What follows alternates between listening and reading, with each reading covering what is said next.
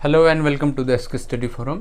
मेरा नाम है सचिन कुमार और आज हम प्रीवियस ईयर क्वेश्चन देखेंगे वेक्टर के। इससे पहले हमने वेक्टर के 3 लेक्चर दिए हैं। उसमें सारे जो थ्योरेटिकल कंसेप्ट थे वो सारे डिस्कस किए हैं हमने। जितने भी इम्पोर्टेंट फॉर्मूले थे वो सारे के सारे हमने ऑलरेडी डिस्कस किए हैं। अगर आपने अभी तक वो वीडियो नहीं देखे हैं तो डिस्क्रिप्शन बॉक्स में मैंने वो लिंक दी है, आप वहाँ पे जाके उसे देख सकते हो।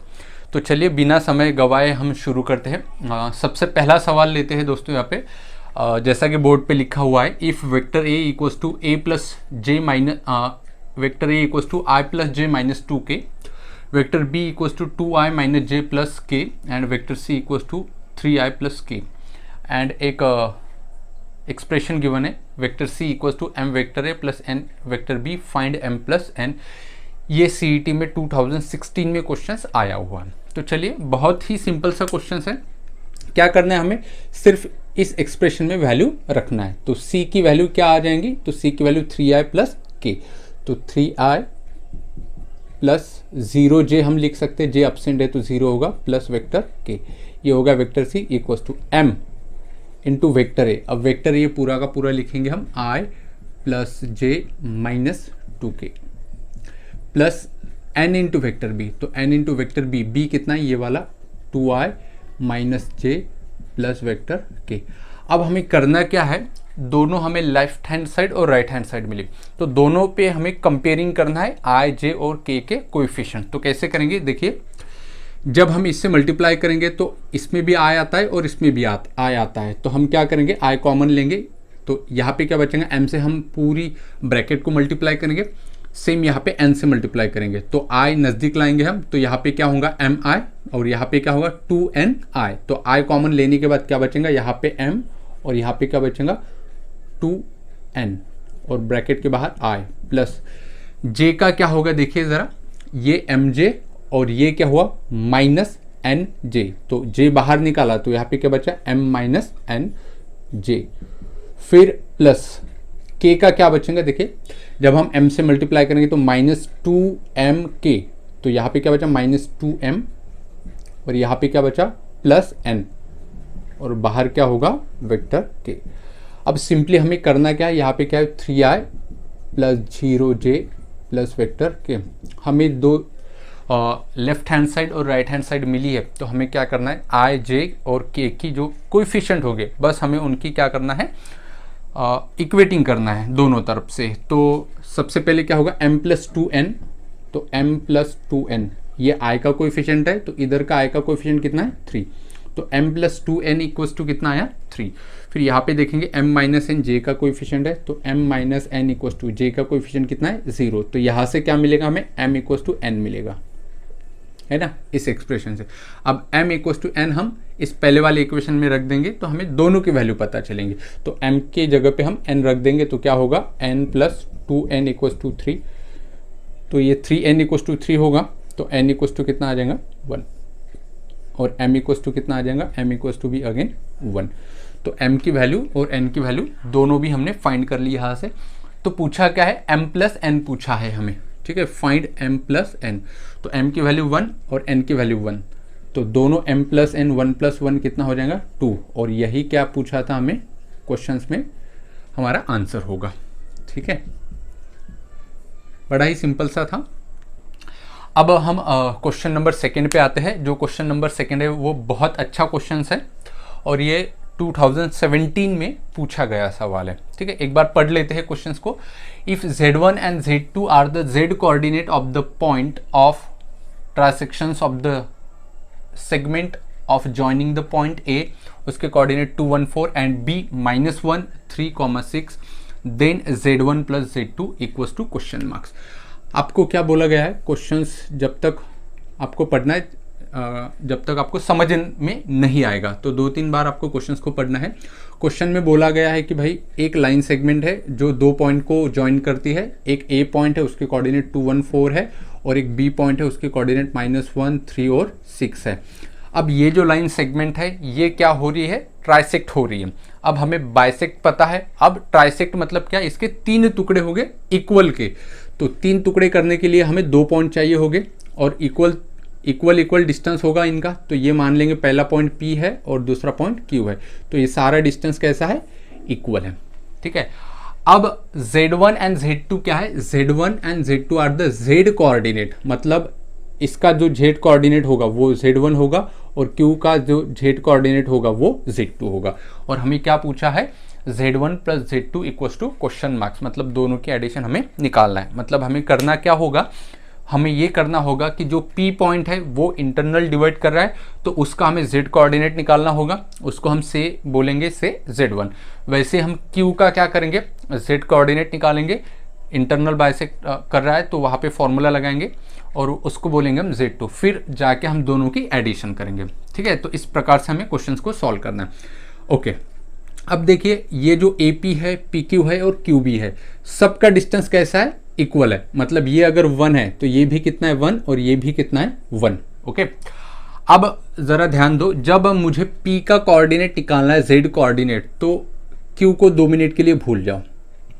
ओके, जैसे मान लेंगे Q यहाँ पे है ही नहीं। इससे क्या होगा कि अब अगर मैं आपसे सवाल पूछूं कि भाई P जो है वो PAB को इंटरनली डिवाइड कर रहा है और उसका रेशो क्या है, तो आप बोलेंगे सर P जो है वो AP 1 है और PB टोटल कितना हुआ, ये 1 और 1 2 हुआ, तो ये टोटल कितना हुआ 2, तो 1:2 हुआ। मतलब P जो है AB को कौन से रेशो में डिवाइड कर रहा है, तो 1:2 के रेशो में डिवाइड कर रहा है। और जब मैं बात करूं Q की, तो अगर मैं Q पूछूं कि AB को जो Q है वो किस रेशो में डिवाइड कर रहा है, तो वो क्या होगा 2:1, क्योंकि तब हमें P हटाना है, तो ये वाला डिस्टेंस 1 होगा और ये टोटल डिस्टेंस 2 होगा। ओके, तो एक एक के लिए हम देखते हैं। तो सबसे पहले P के लिए देखते हैं, तो P के लिए जो रेशो आया वो आया 1:2। अब हम सेक्शंस फार्मूला अप्लाई करेंगे, तो पूरा का पूरा सेक्शंस फार्मूला अप्लाई नहीं करेंगे। क्यों नहीं करेंगे, क्योंकि हमें सिर्फ Z कोऑर्डिनेट का ही काम है और वैसे ही Q के लिए भी Z कोऑर्डिनेट का ही काम है, P के लिए भी और Q के लिए भी। तो P के लिए हम क्या करेंगे, Z कोऑर्डिनेट का फॉर्मूला लगाएंगे, उससे बोलेंगे Z1। ओके, अब मुझे बोलो, अभी तो यहाँ पे फिलहाल सिर्फ Z1 बोलेंगे उसे। अब Z मैंने आपको X, Y और Z का दोनों फॉर्मूले आपको बताए थे कि भाई इंटरनल डिवीजन का फॉर्मूला क्या होता है, तो वो vector R equals to M into vector B plus N into vector A upon M plus N, ये होता है। फिर उसके बाद कार्टेशियन फॉर्म में भी बताया था कि X इक्वल्स टू क्या होगा mx2 plus nx1 upon M plus N, फिर Y के लिए, फिर Z के लिए। तो अभी हमें यहाँ पे Z ही चाहिए, तो हम Z वाला लगाएंगे। तो Z वाला फॉर्मूला क्या था, mz2 plus nz1 divided by M plus N। यहाँ पे Z1 और Z2 क्या हो गए, A के और B के Z कोऑर्डिनेट, M और N, M की वैल्यू होगी 1 और N की वैल्यू होगी 2। तो क्या होगा 1 इंटू Z निकालना है तो Z coordinate 6 plus internal division है तो प्लस 2 इंटू 4 डिवाइडेड बाय दोनों के एडिशन 1 प्लस 2 दैट इज 3। तो ये कितना होगा 6 प्लस 4 2 जा 8 और ये 3। तो इससे हमें उसने क्या बोला कि Z1 बोलना है उसे, तो हमने इसको Z1 बोला, P का Z कोऑर्डिनेट। तो ये कितना होगा 14 डिवाइडेड बाय 3। ओके, अब जब मैं बात Q की करूंगा तो P 2 मिनट के लिए भूल जाओ यहाँ पे। अब Q की बात जब करूंगा तो ये AQ कितना होगा 2 होगा और QB कितना होगा 1 होगा। तो अब मुझे Q का जो Z कोऑर्डिनेट होगा उसे Z2 बोलना है। तो अगेन Z का formula mz1 plus mz2 plus nz1 upon M plus N। तो क्या होगा M की वैल्यू 2 इंटू 6, तो 2 into 6 plus 1 into 4 divided by M plus N, मतलब दोनों के एडिशन वो तो 3 ही आएगी। तो ये 12 और ये 4 और ये 3, तो कितने हुए 16 अपॉन 3। ये क्या आया Z2। लेकिन हमें क्वेश्चन में क्या बोला गया है फाइंड करने के लिए, हमें बोला गया है Z1 plus Z2 equals to question marks. तो Z1 plus Z2 equals to Z1 कितना आया 14 अपॉन 3 और Z2 16 अपॉन 3। दोनों का जो LCM है वो सेम है डिनोमीटर, तो 14 प्लस 16 कितना आएगा ये 30 अपॉन 3। और जब हम डिवाइड करेंगे तो Z1 प्लस Z2 कितना आएगा 10, और यही क्या होगा हमारा फाइनल आंसर होगा। ठीक है, मतलब पूरा सेक्शन फॉर्मूला लगाने की कोई ज़रूरत नहीं है, एक्स की value X coordinate Y coordinate निकालने की कोई भी ज़रूरत नहीं है, इसीलिए मैंने आपको दोनों तरीके से लेक्चर में पढ़ाया था। आइए दोस्तों देखते हैं अब थर्ड नंबर का जो क्वेश्चन है वो 2018 में पूछा गया है। Let L and M are the 2 points with position vector, L का पोजिशन वेक्टर है 2a माइनस बी और M का पोजिशन वेक्टर है a plus 2b। The position vector of n which divide the line segment LN in the ratio 2:n externally is. ठीक है, तो बड़ा ही आसान सा क्वेश्चन है। तो 2 पॉइंट है, एक L है और एक M है, और एक तीसरा पॉइंट है N, और वो क्या करा है, इसको एक्सटर्नली डिवाइड करा है। अब एक्सटर्नली डिवाइड करा है तो वो इसके बाहर ही होगा, तो N यहाँ पे होगा। ओके, तो इसका पोजीशन वेक्टर क्या है, तो ये 2a माइनस बी जो है वही लेना होगा, 2a माइनस बी। और इसका पोजीशन वेक्टर क्या है, a प्लस 2b। तो इसका position vector a plus 2b, इसका हमें फाइंड करना है। और रेशो कितना है, 2:1, तो 2:1।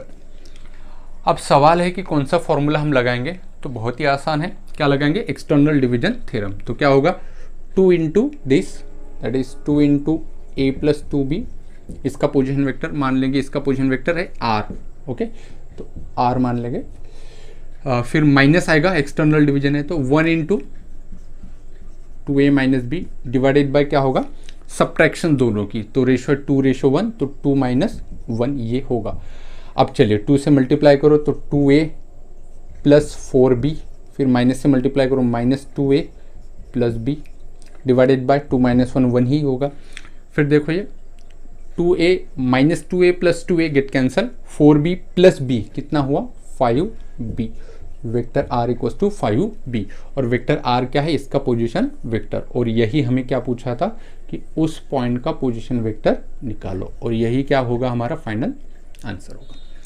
ठीक है, बड़ा ही सिंपल सा क्वेश्चन है। अब चलिए नेक्स्ट क्वेश्चन पे आते हैं।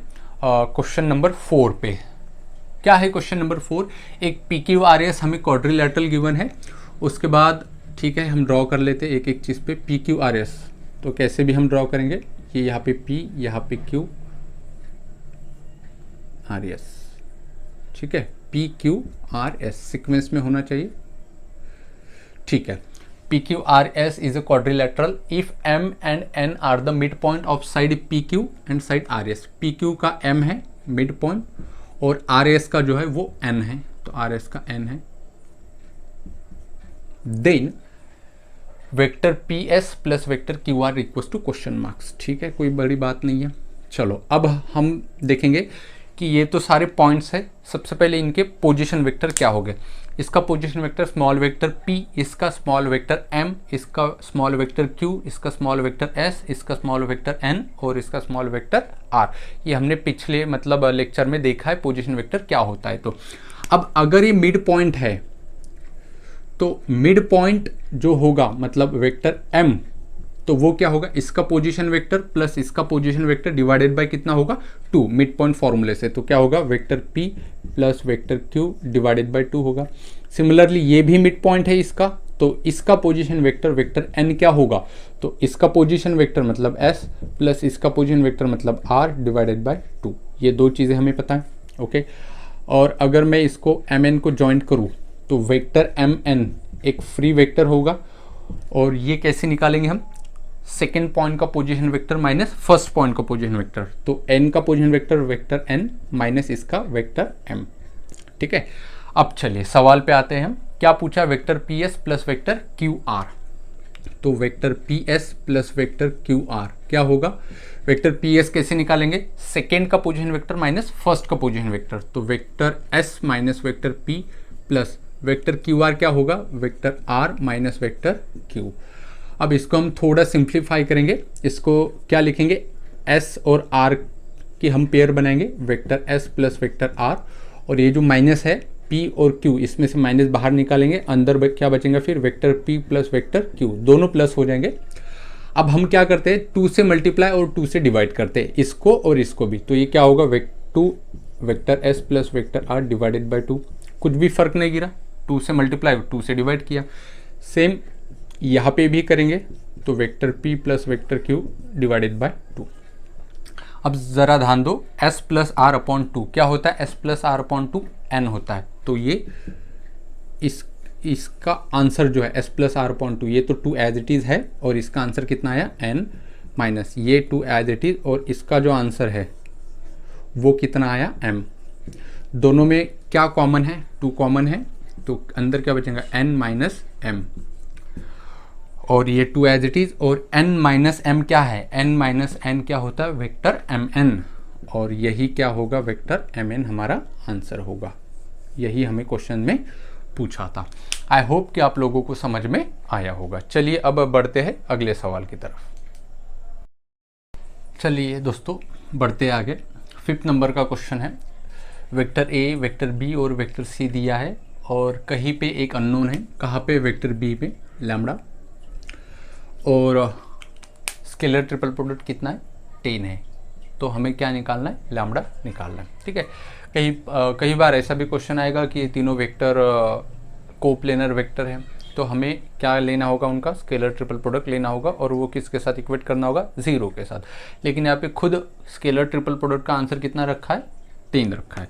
तो हमें scalar triple product A B C क्या होता है, vector scalar triple product A के कोएफिशिएंट, फिर बी और फिर सी। ए के कितने 1 1 1, तो यहाँ पे 1 1 और 1, फिर उसके नीचे बी के और उसके नीचे सी के। तो बी के कितने हैं यहाँ पे 2 लैम्बडा 1, सी के कितने हैं यहाँ पे 1 माइनस 1 और 4।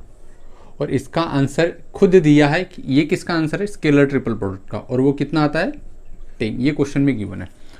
ओके, तो बस इस डिटरमिनेंट को सॉल्व करना है। तो 1 इन ब्रैकेट इसको और इसको कैंसिल करेंगे तो 4 लैम्बडा प्लस 1, तो 4 लैम्बडा प्लस 1 हो जाएगा, फिर माइनस 1, इसको और इसको कैंसिल हो गया, 4 2 ज़ा 8 माइनस 1, तो 8 माइनस 1 प्लस 1 इन ब्रैकेट, इसको कैंसिल करेंगे तो -2 माइनस लैम्बडा इक्वल्स टू कितना 10। ठीक है, चलिए अब इसको सॉल्व करेंगे तो ये 4 लैम्बडा प्लस 1 माइनस से अंदर देखिए 8 माइनस 1 7 और -7, और ये क्या होगा -2 माइनस लैम्बडा इक्वल्स टू 10। तो ये 4 lambda minus lambda that is 3 lambda, और ये क्या होगा 7 और 2 9, 9 में से 1 चला गया, कितना बचा 8, और ये -8 इधर आ गया +8, तो 10 और वो 8 18, और लैम्बडा इक्वल्स टू कितना 18 डिवाइडेड बाय 3, तो कितना आ जाएगा ये लैम्बडा इक्वल्स टू 6। तो ऐसे हमारा आंसर कितना आया, लैम्बडा इक्वल्स टू 6, और यही हमें क्वेश्चन में पूछा था। So this is our final answer. Okay, तो कहीं पर भी स्केलर ट्रिपल प्रोडक्ट अगर बोलेगा तो हमें ये डिटरमिनेंट सॉल्व करना है। कई बार मतलब कोप्लेनर भी वर्ड आता है तो हमें क्या निकालना होगा, उनका बॉक्स प्रोडक्ट ही निकालना होगा। चलिए, स्केलर ट्रिपल प्रोडक्ट से जुड़ा हुआ एक अगला सवाल है। क्या बोला गया है कि vector A, vector B and vector C are mutually perpendicular vector. मतलब तीनों वेक्टर एक दूसरे को कैसे म्यूचुअली परपेंडिकुलर, मतलब ए बी सी, ए का बी का बीच का एंगल 90, बी और सी के बीच का एंगल 90 और सी और ए के बीच एंगल 90, और ये हमें निकालना है। हर एक का मैग्नीट्यूड, ए का 1, बी का 2 और सी का कितना दिया है 3। अब अगर मैं इसको ध्यान से देखूँ तो ये क्या चीज़ है, बॉक्स प्रोडक्ट है। मतलब ये 3 वेक्टर, मतलब ए बी सी एक वेक्टर है, बी माइनस ए एक वेक्टर है और सी एक वेक्टर है, इनका मुझे बॉक्स प्रोडक्ट निकालना है। बॉक्स प्रोडक्ट मतलब क्या, स्केलर ट्रिपल प्रोडक्ट। अब ज़रा ध्यान दीजिए कि अगर ए बी सी लिखा हुआ रहता था बॉक्स प्रोडक्ट में तो उसे हम क्या लिखते थे, ऐसा लिखते थे, वेक्टर ए dot vector B cross vector C, मतलब जो अंदर क्रॉस और बाहर डॉट। तो ये वाला बाहर रखेंगे, कौन सा, वेक्टर ए plus vector B plus vector C, है ना, ये वाला बाहर, और जो बचेंगे उनका डॉट अंदर क्रॉस, तो क्या होगा B minus vector A cross vector सी।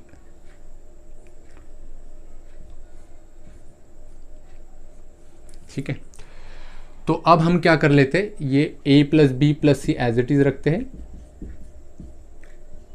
अब देखिए b का क्रॉस लेते सी के साथ, तो ये क्या कहा, vector b cross vector c, तो vector b cross vector c, फिर माइनस, फिर a का क्रॉस किसके साथ, c के साथ। ठीक है, यहाँ तक समझ में आता है। यहाँ पे क्या है, डॉट है।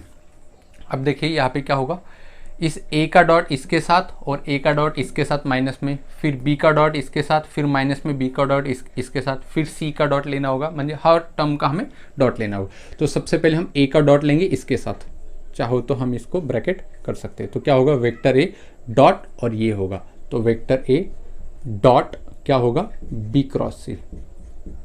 ओके, अब ए का डॉट हमें लेना होगा इसके साथ, तो देखिए vector A dot a cross c. तो यहाँ पे देखिए ये क्या चीज़ है, स्केलर ट्रिपल प्रोडक्ट, और अगेन ये क्या चीज़ आएंगी माइनस में, वेक्टर ए का डॉट इसके साथ डॉट ए क्रॉस सी। और इसका आंसर कितना होगा, देखिए रिपीटेशन है, स्केलर ट्रिपल प्रोडक्ट में एक ही वेक्टर अगर बार बार आएगा मतलब 2 बार आएगा तो उसका आंसर कितना होता है, 0। तो इसका आंसर 0, तो हम इसको लिखेंगे ही नहीं। समझ में आई चीज़, क्यों 0 आया। तो चलिए अब ए से हो गया, अब बी से करेंगे, तो बी से हम डॉट लेंगे इसके साथ, तो बी 2 बार आएगा तो नहीं होगा स्केलर ट्रिपल प्रोडक्ट में, उसका आंसर 0। इसका बी इसके साथ लेंगे तो यहाँ पे ए सी है तो बी का आएगा तो प्लस, और ये माइनस माइनस होगा, और ये बाहर बी और अंदर क्या होगा, ए क्रॉस सी। फिर सी से जब हम डॉट लेंगे तो सी का इसके साथ सी, यहाँ पर भी सी है, सी का डॉट सी, और यहाँ पे 0 होगा, यहाँ पे भी सी है और यहाँ पे भी सी, उसका भी 0 हो जाएगा। तो सी के साथ तो खैर होगा ही नहीं, तो ये इसको मैं ऐसे लिख सकता हूँ, वेक्टर ए dot vector B cross c. अब इसको देखिए, ये भी तो स्केलर ट्रिपल प्रोडक्ट ही है। अब अगर मैं ये माइनस बी डॉट, अगर मैं इसको घुमा के लिख दूँ, मतलब ए क्रॉस सी है, इसको अगर सी क्रॉस ए लिखूँ तो बाहर मुझे माइनस लिखना पड़ेगा, ये ऑलरेडी माइनस है तो ये क्या बन जाएगा, प्लस बन जाएगा। ठीक है ना, तो ये क्या चीज़ है, ए डॉट बी क्रॉस सी, और ये भी सीक्वेंस में देखो, बी के बाद सी फिर ए, ये ए के बाद बी के बाद सी, फिर ये बी सी ए, इसको मैं ए बी सी लिख सकता हूँ, बताया था मैंने जब ए बी सी, हम जब मैंने स्केलर ट्रिपल प्रोडक्ट पढ़ाया था तब मैंने ये सारी चीज़ें आपको बताई थी। तो A B C plus A B C कितना हुआ, ये 2abc। ठीक है, अब देखिए, अब हम सब वैल्यू रख देंगे। अब इन दोनों का क्या है, क्रॉस प्रोडक्ट। क्रॉस प्रोडक्ट का फॉर्मूला मैंने बताया था, ए क्रॉस बी का क्या होता है, A B sine theta into vector N. तो ये क्या होगा, बी सी साइन थीटा, तो B C sine theta into vector N, तो ये क्या होगा 2 इंटू वेक्टर ए। बी क्या चीज़ है, वेक्टर बी का मैग्नीट्यूड, सी क्या चीज़ है, सी का मैग्नीट्यूड, तो बी का मैग्नीट्यूड 2, सी का कितना है 3, तो 2 इंटू 3 कितना हुआ, ये 6। और दोनों के बीच का एंगल थीटा, मतलब दोनों के बीच का एंगल, बी और सी के बीच का एंगल म्यूचुअली परपेंडिकुलर है, तो यहाँ पे 90 होगा, और साइन 90 कितना होगा 1, तो ये 1 ही होगा। तो बचा क्या, सिर्फ यहाँ पे वेक्टर एन, तो ये 6 और ये 2 कितना हुआ 12, तो इसको यहाँ पे लिखेंगे 6 और 2 कितना हुआ 12, और यहाँ पे क्या हुआ वेक्टर ए, ये डॉट एन कैप। ओके, अब अगर मैं बोलूँ आपको कि ये क्या चीज़ है, डॉट प्रोडक्ट, और डॉट प्रोडक्ट कैसे होता है, vector A dot vector B, A B cos theta होता है, तो इनका क्या होगा, इसका मैग्नीट्यूड ए, और ये क्या चीज़ है, डायरेक्शंस, डायरेक्शंस का दूसरा नाम यूनिट वेक्टर, और यूनिट वेक्टर का मैग्नीट्यूड कितना होता है 1, तो इसका मैग्नीट्यूड 1 इंटू कॉस थीटा, और दोनों के बीच का एंगल कितना होगा, तो वो एंगल होगा 0। अब आप बोलेंगे सर एंगल 0 क्यों होगा, तो देखिए ज़रा ध्यान दीजिए, ये जो मैंने बताया था क्रॉस प्रोडक्ट में, ये जो एंगल होता है, ये जो डायरेक्शंस होती है, ये किसके अलोंग होती है, बी क्रॉस सी के अलोंग, मतलब बी और सी जो होगा, मान लेंगे ये बी है और ये सी है, तो बी क्रॉस सी की जो डायरेक्शंस आएगी वो क्या होगी, यही एन कैप होगा, इनकी जो डायरेक्शंस आएगी, और ये इन दोनों के प्लेन को कैसे होगा, परपेंडिकुलर। ठीक है, और वेक्टर ए भी कैसा है, इनको परपेंडिकुलर है, बी को भी और ए को भी, तो वो भी ऐसा ही आ रहा परपेंडिकुलर, मतलब एन कैप और ए वेक्टर ये आपस में एक दूसरे को पैरेलल है, और पैरेलल है तो दोनों के बीच का एंगल कितना होगा 0, इसीलिए ये एंगल कितना आया 0 आया। बहुत से बच्चे यहाँ पे क्या लिख देते हैं 90 लिख देते हैं, तो cos 90 0 हो जाएगा, और 0 मल्टीप्लाइड बाई एनी टर्म्स कितना हो जाएगा 0, और आंसर 0 निकाल लेते हैं, तो वो कंफ्यूज होगा, वहाँ पे वो रॉन्ग होगा। हमें एक चीज़ समझना है कि वेक्टर बी क्रॉस सी के साथ ये जो एन आएगा, इसकी डायरेक्शंस उन दो वेक्टर को जो बी और सी है उनके प्लेन को परपेंडिकुलर होती है। जैसे ये बी है और ये सी है, तो बी क्रॉस सी के साथ ये जो एन कैप आया, इसकी डायरेक्शन इनके प्लेन को परपेंडिकुलर आई, ये वाले। और ये वेक्टर ए भी कैसा है, वेक्टर ए भी ए को और बी को दोनों को क्या है, परपेंडिकुलर है, तो ये ऐसा वेक्टर ए आएगा। तो वेक्टर ए देखो और एन कैप देखो कैसे है, दोनों एक दूसरे को पैरेलल है, तो पैरेलल वेक्टर के बीच का एंगल कितना होगा 0, तो कॉस 0 कितना होगा 1, और ए की जो वैल्यू है मतलब ए मतलब मैग्नीट्यूड ए का, तो वो कितना है 1। हिंस आंसर कितना आया 12, इसका आंसर 1, 1 इंटू 1 1, और ये कॉस 0 भी 1, तो फाइनल आंसर कितना बना 12। और यही हमें क्या फाइनल आंसर पूछा था कि भाई कि इन दोनों का क्या, इन तीनों का क्या निकालो, स्केलर ट्रिपल प्रोडक्ट निकालो। आई होप कि आप लोगों को समझ में आया होगा। तो अगला जो सवाल है, if origin and the point P2 3 4 Q1 2 3 and RXYZ are coplanar then, और 4 ऑप्शन है जिनमें से हमें राइट वाला क्लिक करना है। तो देखिए यहाँ पे 4 पॉइंट गिवन है, एक तो खुद ओरिजिन है, फिर P है, एक Q है और एक R है। ये 4 पॉइंट कैसे कोप्लेनर है, मैंने लेक्चर में बताया था थ्योरी वाले लेक्चर में कि अगर 4 पॉइंट गिवन है और वो चारों कैसे हैं कोप्लेनर है, तो हमें क्या करना होगा, उनके 3 वेक्टर बनाना होगा, और 3 वेक्टर का हमें स्केलर ट्रिपल प्रोडक्ट क्या लेना होगा, 0 लेना होगा। तो हम क्या लेंगे, एक वेक्टर OA, फिर vector OP, vector OQ, vector OR, ठीक है। तो O तो ओरिजिन है, तो वेक्टर एक बनेगा OP, फिर बनेगा OQ और एक बनेगा OR, ये तीनों वेक्टर है, और इनका ही क्या लेना है, हमें स्केलर ट्रिपल प्रोडक्ट लेना है, ठीक है। OP कैसे कैलकुलेट करेंगे, P में से O को माइनस करेंगे, P कितना है, यहाँ से 2i + 3j + 4k, और वो कितना है, वो तो ओरिजिन है, उसके कोऑर्डिनेट 0 0 0, तो माइनस करके भी कुछ मतलब नहीं है, तो P कितना होगा 2i + 3j + 4k, ओके। इसका पोजीशन वेक्टर P बोलेंगे हम, और इसका पोजीशन वेक्टर Q बोलेंगे, वो कितना होगा 1i + 2j + 3k, और वेक्टर OR का हम वेक्टर R बोलेंगे, और वेक्टर R क्या बोलेंगे xi + yj + zk, और उसका स्केलर ट्रिपल प्रोडक्ट कितना आएगा 0 आएगा। क्यों भाई 0 आएगा, क्योंकि वो तो कोप्लेनर है, और मैंने बताया था कि अगर वेक्टर 3 वेक्टर कोप्लेनर हैं तो उनका स्केलर ट्रिपल प्रोडक्ट क्या आना चाहिए, 0 आना चाहिए। तो चलिए फिर P के लिए क्या रखेंगे हम 2 3 4, तो आई राइट हियर 2 3 एंड 4। फिर Q के लिए क्या है 1 2 3, तो 1 2 3, एंड R के लिए क्या है x y और z, और सॉरी इसका डिटर्मिनेंट कितना होना चाहिए 0, ओके कोई बात नहीं। चलो अब इसको सॉल्व करना है, दिस इज z, ये z है, कंफ्यूज मत होना इसको।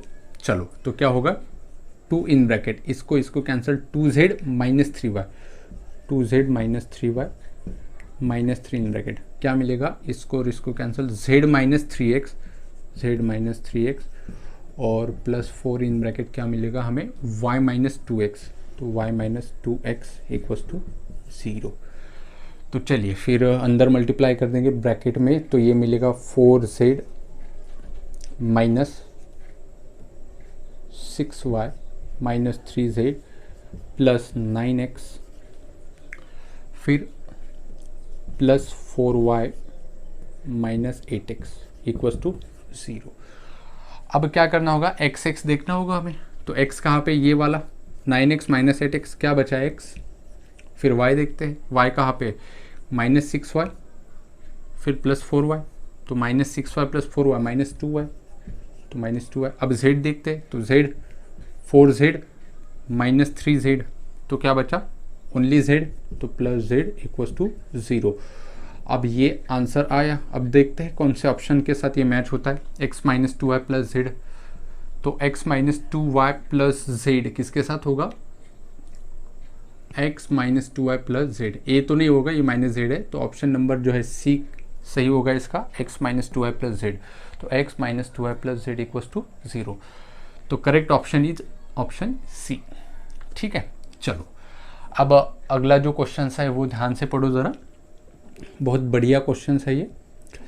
क्या बोला गया है कि O है मतलब उसमें ओरिजिन है, और ओरिजिन है मतलब वो पोजीशन वेक्टर है, पोजीशन वेक्टर है मतलब वो कोऑर्डिनेट है, ये तो मैंने पहले बताया था। वेक्टर OA और वेक्टर OB गिवन है, तो मान लेंगे ये यहाँ पे A है, ऐसे O है, यहाँ पे A होगा और यहाँ पे B होगा, ये A और यहाँ पे B, तो दिस इज B। तो ए के कोऑर्डिनेट कितने हैं भाई? ए के कोऑर्डिनेट यहाँ से हैं 1 3 -2 लगाए, बोल ही सकते हैं ऐसे 1 3 -2। इसके क्या हो गए भाई बी के कोऑर्डिनेट? ये तो पोजीशन वेक्टर ही है ना, पोजीशन वेक्टर के जो आई जे के कोएफिशिएंट होते हैं वही तो कोऑर्डिनेट होते हैं। तो क्या होगा ये बी के कोऑर्डिनेट 3 1 और -2। अब क्या बोला गया है उसने कि एक वेक्टर सी है, मतलब एक पॉइंट सी है, वो क्या करता है एंगल ए ओ बी को बाइसेक्ट करता है। ए ओ बी कहाँ पे, पहले उसको ढूंढो। तो ये ए, ये ओ, ये बी, मतलब ये जो एंगल है इसको बाइसेक्ट करता है। तो ऐसे होगा वो, ठीक है। तो ऐसे मतलब कहीं पे इसको टच करेगा तो ये एंगल और ये एंगल क्या होगा, इक्वल होगा।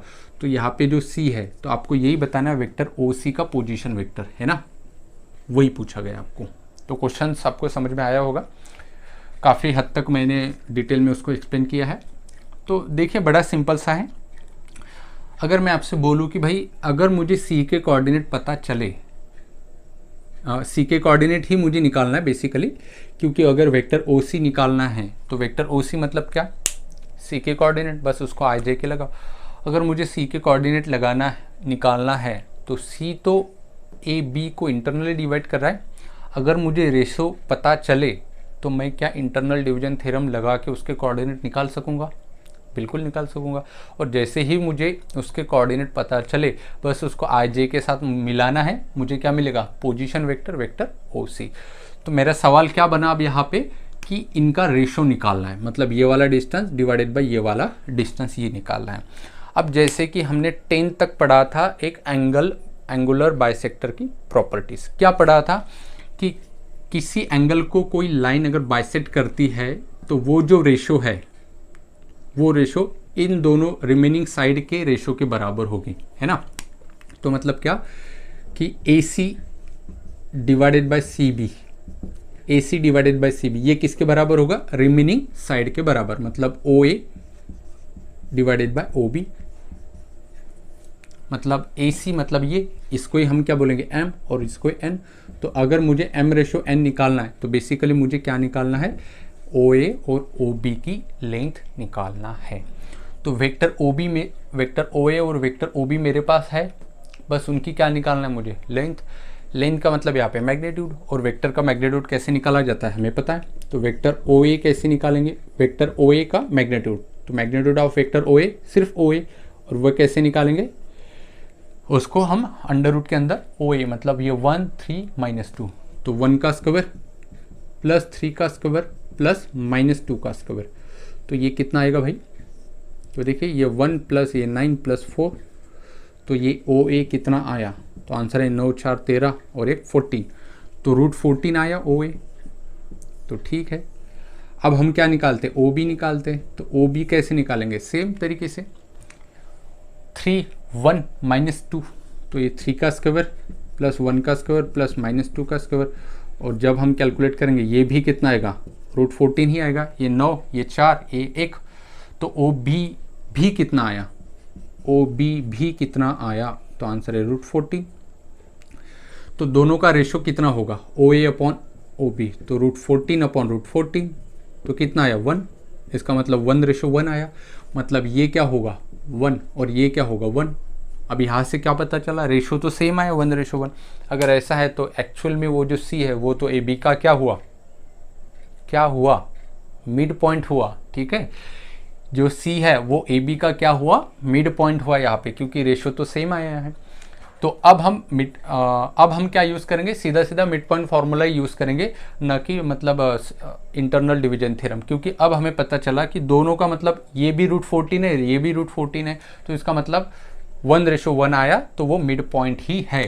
तो मिड पॉइंट फार्मूला हम लगा देंगे सिंपल, और वेक्टर ओ सी हम निकाल लेंगे। तो वेक्टर ओ सी क्या होगा, m into vector A plus n into vector b divided by m plus n होगा। तो m की सॉरी यहाँ पे हम मिड फार्मूला लगाए, मिड पॉइंट फार्मूला, तो क्या होगा, vector O A plus vector O B upon 2, तो vector O A plus vector O B divided by 2, यही क्या होगा वेक्टर ओ सी। तो चलो वेक्टर ओ ए कितना, ये i plus 3j minus 2 k, vector O B 3i plus j minus 2 k, उसको 2 से डिवाइड करना है। तो चलो ये 3i प्लस i कितना हुआ 4i, 4i को 2 से डिवाइड किया तो आंसर कितना आया 2i। नेक्स्ट क्या बचा, 3j plus j, 4j 4j को 2 से डिवाइड करना है, तो 2k आया, 2j आया, और ये क्या हुआ -2k -2k, तो क्या हुआ -2k -4k, और -4k को अगर मैं 2 से डिवाइड करूँगा तो क्या होगा, तो माइनस, फिर से देखो यहाँ पे ये क्या है -2k और ये -2k -2k कितना होगा -4k, -4 को अगर मैं 2 से डिवाइड करूँगा तो क्या होगा -2 डिवाइडेड बाय 2, -4 डिवाइड बाय 2 तो -2k, और यही क्या होगा वेक्टर c होगा, जो कि हमें क्वेश्चंस में पूछा गया है। अगर मैं यहाँ से 2 कॉमन ले लूँ, अगर ऑप्शन में मतलब ऐसा नहीं है 2 बाहर है, तो वेक्टर c क्या होगा, वेक्टर OC इक्वल्स टू, यहाँ पे कहाँ पे लिखूँ, हाँ यहाँ पे लिखता हूँ, तो वेक्टर OC इक्वल्स टू 2 अगर मैंने बाहर निकाला तो अंदर क्या बचेगा i प्लस जे माइनस के, तो ये i प्लस जे माइनस के, ऐसा होगा ऑप्शन में, तो ऐसा हम लिखेंगे। ठीक है, तो मैं उम्मीद करता हूँ कि आपको ये क्वेश्चन नंबर 8 समझ में आया होगा। चलिए आइए बढ़ते हैं अब क्वेश्चन नंबर 9 की तरफ।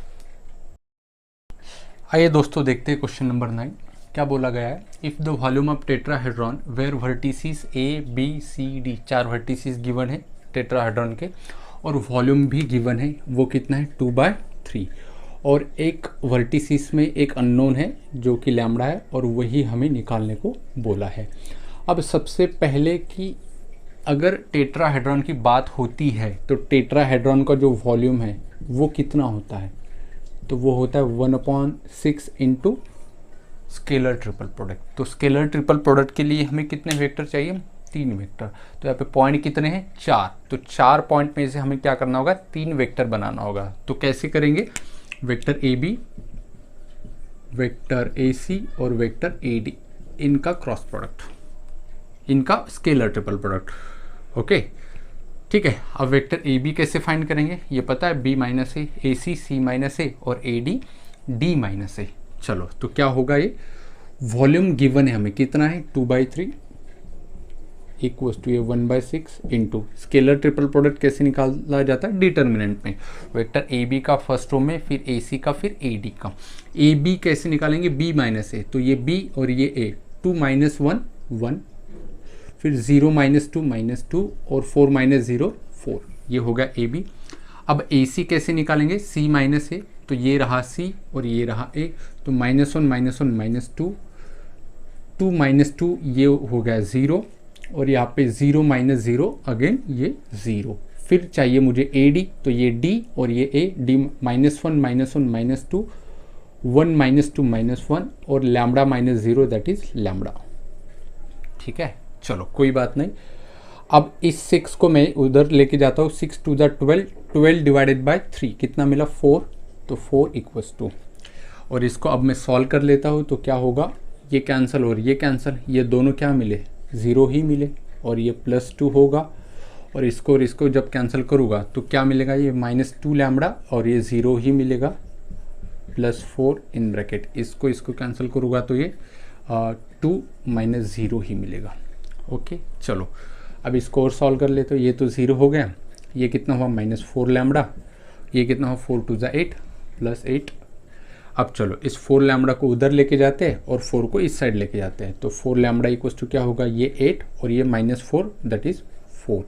तो लैम्बडा की वैल्यू क्या मिलेगी, 4/4 मतलब 1, और यही हमें क्वेश्चन में पूछा था फाइंड द लैम्बडा। तो लैम्बडा की वैल्यू क्या मिली हमें, लैम्बडा की वैल्यू मिली 1। ठीक है, तो इस प्रकार से देखिए आप स्टूडेंट गड़बड़ क्या कर लेते हैं कि वो इस वर्ड पे फोकस ही नहीं कर लेते टेट्राहेड्रॉन पे। जैसे ही वर्ड टेट्राहेड्रॉन आया तो यहाँ पे क्या आना चाहिए, 1/6 आना चाहिए। जब बात पैरेललोपाइप की होगी तो 1/6 लिखने की कोई भी ज़रूरत नहीं होगी। ठीक है, तो इस चीज़ को आपने नोटिस करना है।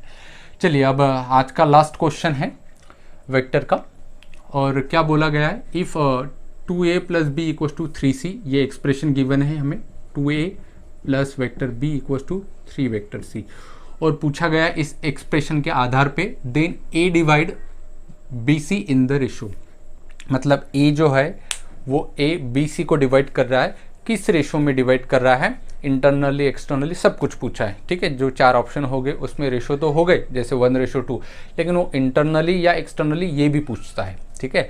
तो बड़ा ही सिंपल सा क्वेश्चन है। कौन डिवाइड कर रहा है? ए डिवाइड कर रहा है। तो एक तरफ किसको होना चाहिए? ए को, और बाकी तरफ कौन होना चाहिए? बी और सी होना चाहिए। किसको डिवाइड कर रहा है? बी सी को, है ना। जैसे अगर मैं डायग्राम निकालूँ आपको तो ऐसे पढ़ाया था मैंने, ये ए था, ये बी था और ये आर था। तो वेक्टर आर इक्वल टू क्या था? एम वेक्टर ए plus N vector B upon M plus N. मतलब जो डिवाइड करता था वो लेफ्ट हैंड साइड में था और जिसको डिवाइड करता था वो राइट हैंड साइड में रहता था। तो बस सेम यही है।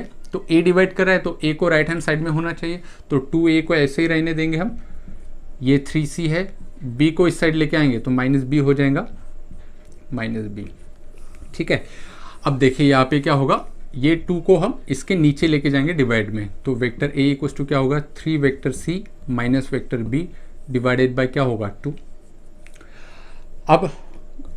अब क्या होगा? 3 वेक्टर c माइनस इसको 1 वेक्टर b तो लिख ही सकते हैं, है ना, कुछ नहीं, मतलब 1 तो है। अब 2 को मैं 3 - 1 लिख सकता हूँ क्या? आंसर है हाँ, लिख सकता हूँ। क्यों नहीं लिख सकता हूँ? ऐसा क्यों लिखा मैंने, अभी समझ में आएगा। तो 3 - 1 2 ही होता है। एक्चुअली ये तो ऐसा दिख रहा है कि m into vector b minus n into vector a divided by m minus n, ऐसे दिख रहा है ये। तो इसमें रेशो कौन सा होता है? m ratio n। तो m की वैल्यू कितनी है? 3:1। तो m की वैल्यू 3 और n की वैल्यू 1, तो m रेशो n कितना आया? 3:1। और यहाँ पे क्या आया? माइनस। यहाँ पे क्या आया? माइनस। माइनस होगा तो इंटरनली डिवाइड या एक्सटर्नली डिवाइड? आंसर है एक्सटर्नली डिवाइड। तो क्वेश्चंस क्या है? रेशो कौन सा है? 3:1 एक्सटर्नली। अगर प्लस आता था तो हम क्या बोलते थे? उसको इंटरनली डिवाइड बोलते थे, ठीक है। तो ये था आज का वीडियो। आज के जितने भी MCQs थे वो आप घर पे दोबारा ट्राई करो, और रिमेनिंग जो क्वेश्चंस थे ये तो 10 ही क्वेश्चन मैंने करके देखे। आपको भी कई सारे क्वेश्चंस करके देखने, बहुत ही सिंपल है। एक बार अगर आपकी थ्योरी बहुत अच्छे से होगी तो कोई भी क्वेश्चंस अगर आपसे पूछा जाए तो आप तुरंत उसको सॉल्व कर सकते हो। बस आपके प्रैक्टिस के ऊपर निर्भर करता है। अभी भी हमारे पास बहुत सारा वक्त है एग्ज़ाम, और अभी मतलब एग्ज़ाम के लिए बहुत सारा वक्त है। तो अभी भी पढ़ाई जारी रखो, जो कॉन्फिडेंस है वो बनाए रखो। ऐसा नहीं कि मतलब जान पे आ रहा है या फिर मन, बहुत से स्टूडेंट ऐसे बोलते हैं कि सर मन नहीं लग रहा है। तो इस मन का मतलब कुछ करो, पढ़ना है हमें, क्योंकि 2 साल हमने मेहनत की है, और लास्ट टाइम में अगर ये मन नहीं लगेगा तो कैसे चलेगा। तो हमें मन लगाना है, पूरी जी जान एक लगाना है। मेरे सारे वीडियोज़ आपके साथ है, मैं आपके साथ हूँ, ठीक है। आपको कभी भी डाउट आए तो कमेंट बॉक्स में आप दे सकते हो, मैं उसका आंसर देने का ज़रूर प्रयास करूँगा। और अगर आप ये पहली बार देख रहे हो, अभी तक आपने चैनल को सब्सक्राइब नहीं किया है तो चैनल को सब्सक्राइब करो और बेल आइकन को भी प्रेस करो, ताकि जब कभी भी मैं नई वीडियो अपलोड करूँ तो वो आपको सबसे पहले उसके नोटिफिकेशन मिलते रहे। Thank you.